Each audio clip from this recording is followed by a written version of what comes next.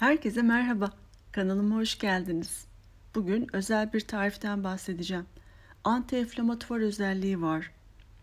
Antiseptik yani mikrop öldürücü. Mantar, virüs ve bakterilere karşı etkili. Bağışıklık sistemini güçlendirici. Antimikrobik enfeksiyonlara karşı vücudu korur. Gribe, faranjite, öksürüğe ve kas ağrılarına birebir şifalı bir şurup hazırlayacağız sizinle. Hazırlanması çok kolay. Kışın mutlaka buzdolabında bulunsun. Faydaları olduğu kadar zararları da var. Videonun sonunda kimler kullanmamalı bununla da ilgili bilgi veriyorum. İzlemeyi unutmayın. Hadi tarifimize geçelim.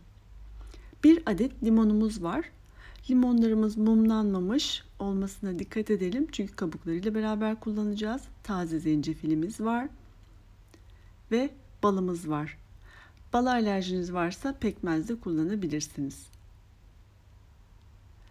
Öncelikle zencefillerimizin kabuklarını soymayla başlıyoruz. Böyle bir kaşık yardımıyla soyabilirsiniz. İsterseniz kabuklarını soymadan da kullanabilirsiniz.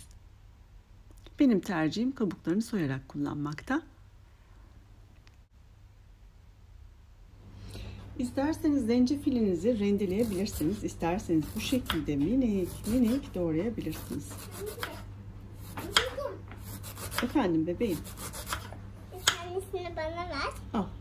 Ama ağzına atma. Acı. Tadına bak. Dilinle dokun. Dilinle dokun. Tamam mı kızım? Zencefilin kokusu çok keskin ve bir o kadar da şifalıdır. Boğaz ağrısına birebirdir. Ben çok sık faranjit olurum.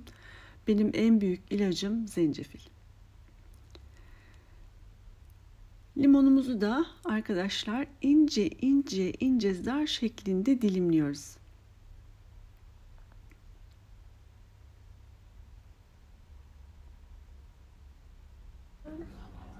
Bak tadına. Tadına bak bakayım. Nasıl tadı? Güzel. Güzel. Beğendin mi? Yandı mı? Hayır.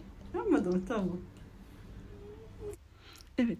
Böyle de bir kavanoza ihtiyacımız var. 330 mililitrelik bir kavanoz. Siz isterseniz daha büyük bir kavanozda kullanabilirsiniz.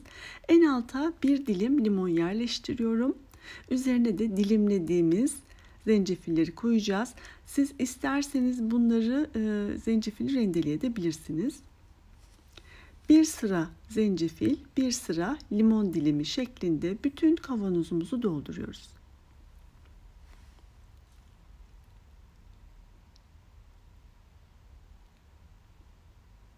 Evet, son limonumuzu da üstüne koyduk. Gördüğünüz gibi böyle kat kat yerleştiriyoruz. Evet, şimdi sıra bala geldi. Aldığı kadar bal koyacağız. Dediğim gibi bala alerjiniz varsa bal yerine pekmez de kullanabilirsiniz. Evet, biraz daha bal ilave ettim. Böyle hafif kenarlarından da alta geçmesini sağladım. Ve bir kapak var. Kapakla da ağzını kapatıyoruz. Evet. Hazır. Buzdolabında muhafaza edeceğiz. En az 6 saat sonra bal, zencefil, limon şurubumuz hazır. Yetişkinler sabah akşam bir tatlı kaşığı, çocuklar da sabah akşam bir çay kaşığı tüketebilirler. Bu 6 saat sonraki görüntüsü arkadaşlar, gördüğünüz gibi oldukça sulanmış, kullanıma hazır. Şifa olsun. Peki kimler kullanmamalı? 2 yaşından küçük çocuklara zencefil verilmemeli. 1 yaşından küçük çocuklara da kesinlikle bal verilmemeli.